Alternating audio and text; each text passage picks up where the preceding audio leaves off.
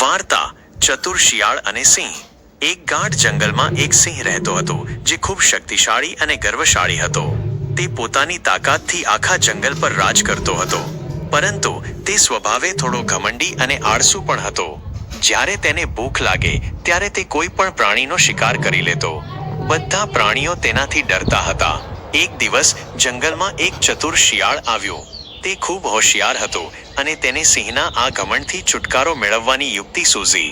શિયાળ સિંહ પાસે ગયો અને તેને નમ્રતાપૂર્વક પ્રણામ કરીને કહ્યું, મહારાજ, તમને પ્રણામ। હું આ જંગલનો સૌથી બુદ્ધિશાળી પ્રાણી છું। મેં સાંભળ્યું છે કે આ જંગલમાં તમારા જેવો શક્તિશાળી બીજો કોઈ પ્રાણી નથી।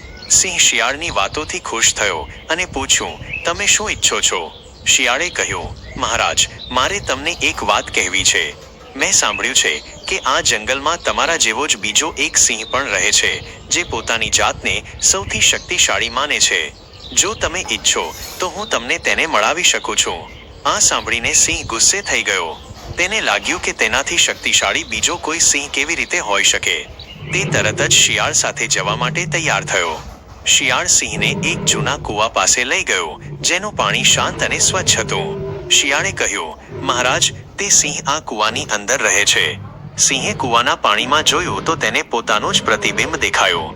તેણે વિચાર્યું કે આ બીજો સિંહ છે। સિંહનું પ્રતિબિંબ પણ ગુસ્સેથી ગર્જના કરી રહ્યું હતું। સિંહે તેને ધમકાવવા માટે મોટેથી ગર્જના કરી, પરંતુ કૂવામાંથી પણ તેવો જ પ્રતિભાવ મળ્યો। આ જોઈને સિંહ વધુ ગુસ્સે થયો અને કૂવામાં કૂદી પડ્યો જેથી તે બીજા સિંહને મારી શકે। પરંતુ કૂવામાં કૂદતા જ સિંહ ડૂબી ગયો અને તેનો અંત આવ્યો।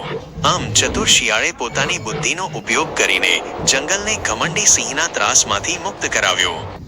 લાઈક કરો, શેર કરો અને સબસ્ક્રાઈબ કરો।